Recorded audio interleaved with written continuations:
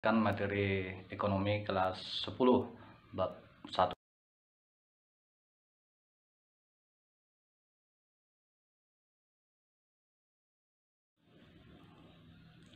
Salam dari Zar Alpen. Kali ini saya akan menjelaskan materi ekonomi kelas 10 bab 1 di pertemuan pertama ya. Adapun judul materi kita yaitu konsep dasar ilmu ekonomi. Nah itu dia. Tapi sebelumnya saya sapa dulu anak-anak kami, apa kabarnya? Semoga sehat ya. Nah mari kita tetap berdoa ya. Kalian tetap sehat, saya juga sehat. Walaupun kita melaksanakan pembelajaran jarak jauh, tapi anak-anak kami tetap semangat ya untuk meraih prestasi, karena kalian generasi bangsa yang akan datang. Nah, bagaimana konsep materi kita kali ini? Saya akan jelaskan dulu. Yang pertama, nanti kita akan membahas apa sih pengertian daripada ilmu ekonomi itu ya. Nah, yang kedua, kita masuk apa yang menjadi inti masalah ekonomi itu sendiri. Kemudian, apa itu kelangkaan, bagaimana apa saja faktor-faktor penyebab terjadinya kelangkaan, dan yang terakhir kita akan membahas pilihan dan skala prioritas. Nah, ada 4 sub pokok materi yang kita bahas kali ini. Mari anak-anak kami ikuti dengan serius ya. Nah, yang pertama kita masuk ekonomi, pengertian ekonomi ya. Nah, jadi ekonomi itu berasal dari bahasa Yunani, yaitu kata oikos dan nomos, yang mana oikos dan nomos ini, oikos artinya rumah tangga, nomos itu artinya aturan gitu ya. Jadi aturan rumah tangga, kira-kira gitu sederhananya. Oke.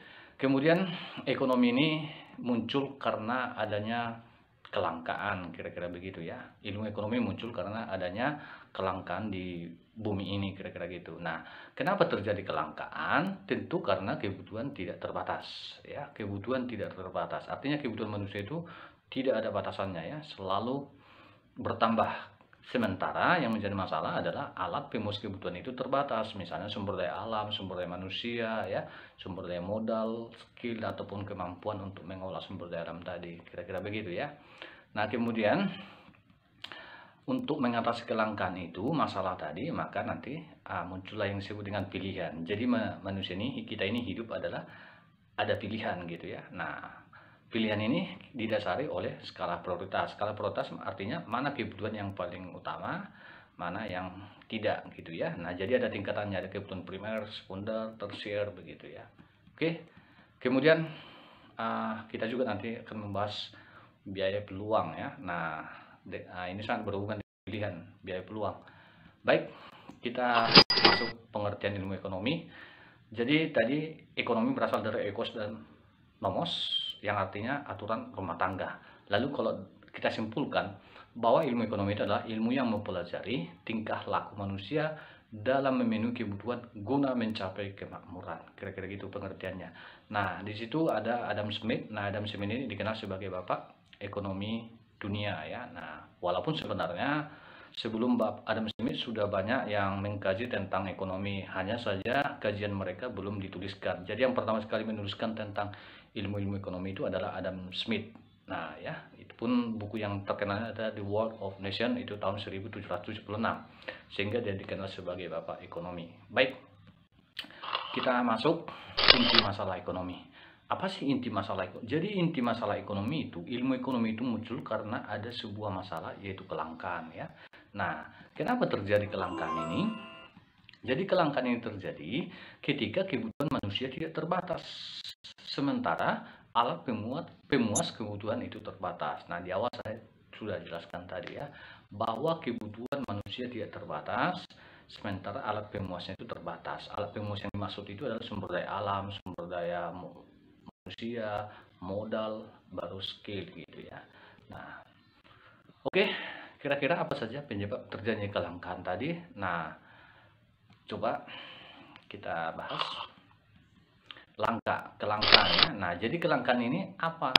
Kelangkaan ini nanti akan menyebabkan produksi yang terbatas ya nak ya. Nah, jadi kalau barang yang langka itu karena produksinya terbatas sehingga harganya akan tinggi ya. Nah, kemudian apa yang menyebabkan terjadi kelangkaan? Yang pertama ini dia sumber daya alam yang terbatas ya anakku ya. Sumber daya alam itu kan terbatas ya. Kan ada dua itu, sumber daya alam yang dapat diperbarui, tidak dapat diperbarui. Nah, yang paling bermasalah adalah tidak dapat diperbarui, misalnya BBM ya, minyak bumi misalnya ya.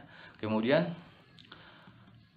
rusaknya sumber daya alam akibat kita ulah manusia begitu ya. Jadi kita tidak boleh merusak alam ya, harus melestarikan.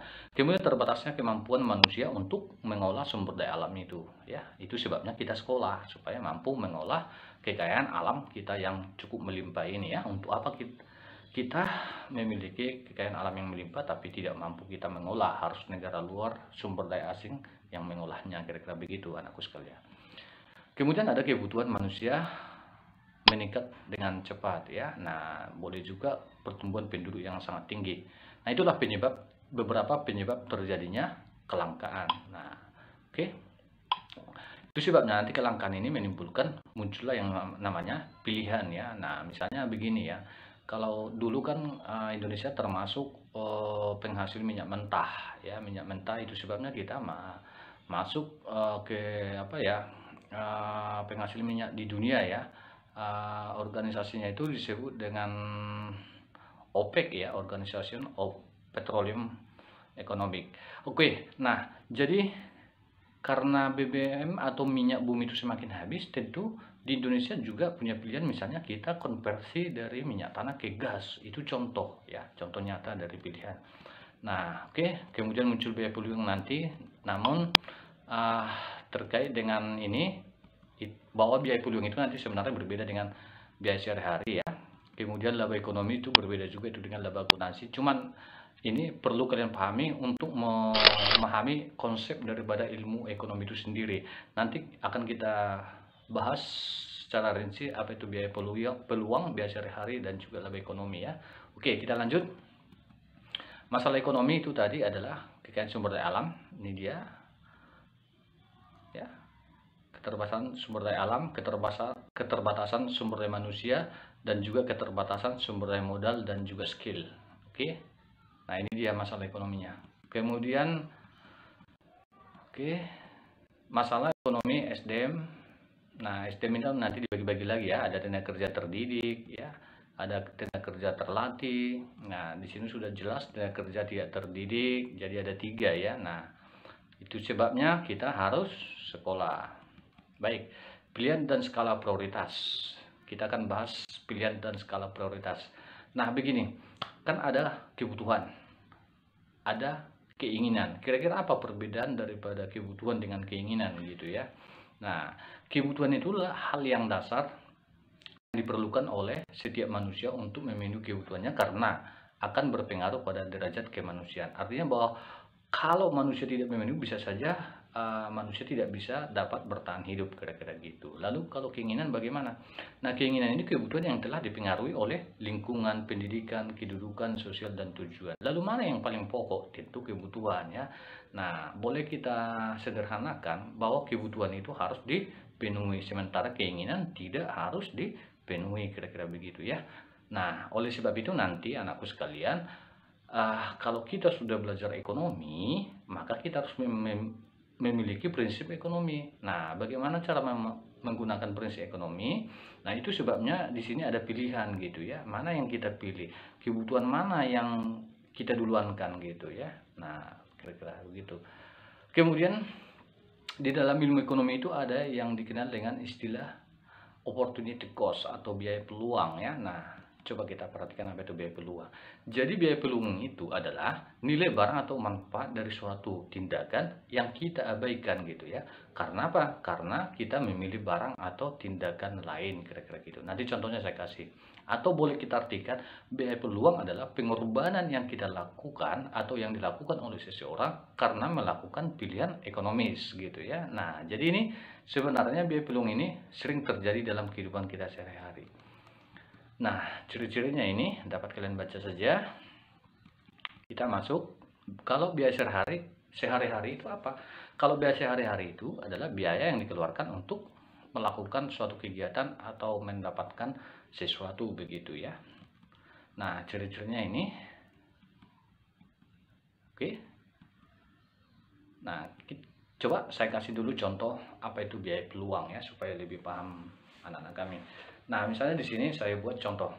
Misalkan setelah lulus si A misalkan setelah lulus SMP, si A dihadapkan pada pilihan. Nah, yang pertama pilihannya melanjutkan ke SMA dan juga bekerja dengan memperoleh gaji Rp500.000 per bulan. Nah, jika pilihan terbaik atau alternatif terbaik yang dipilih, artinya si A tadi memilih melanjutkan SMA, artinya tidak bekerja gitu, maka peluangnya apa? Nah, jadi kan biaya peluang tadi kan biaya yang dikorbankan karena dia memilih sesuatu atau memilih hal lain gitu ya. Nah, dia tidak jadi bekerja, tapi dia memilih untuk SMA. Nah, secara ekonomi dapat kita hitung berapa yang dikorbankan. Seandainya si A tadi itu bekerja, gajinya 500.000. Lalu kalau 1 tahun bagaimana? 500.000 kali 12 berarti 6 juta yang dikorbankan. Nah, secara rupiah. Nah, inilah yang dimaksud dengan biaya peluang. Jadi itu hubungan biaya peluang dengan pilihan gitu ya anakku ya. Oke. Kemudian contoh lain boleh juga kalian lihat ini, kalian baca ya. Nah, ini dia. Oke, saya rasa itu perbedaan antara biaya peluang dan juga biaya biaya peluang dengan pilihan begitu ya. Oke, kita lanjut. Bagaimana dengan biaya sehari-hari? Nah, misalkan ini saya ambil contoh ya. Nah, pendapatan katakan 1.700.000. Nah, pengeluarannya dirinci di situ, bisa kalian baca. Kemudian total pengeluaran dengan pendapatan itu sama ya, 1.700.000, 1.700.000 juga yang keluar, maka dia 0 ya. Nah, oke. Itu biaya sehari-hari. Nah, saya rasa itu materi kita dulu. Ada 3 yang perlu kalian kuasai tadi. Yang pertama apa itu ilmu ekonomi, kemudian yang kedua adalah apa itu kelangkaan ya. Nah, kenapa terjadi kelangkaan? Kemudian yang ketiga adalah bagaimana upaya mengatasi kelangkaan itu. Tentu kita harus memahami yang namanya skala prioritas dan juga yang namanya biaya peluang ya. Nah, demikian materi SAR, semoga dapat dipahami. Kalau ada yang kurang paham, silakan Anda komentar atau boleh diajukan pertanyaannya di WA SAR-nya ya. Sekian dan terima kasih.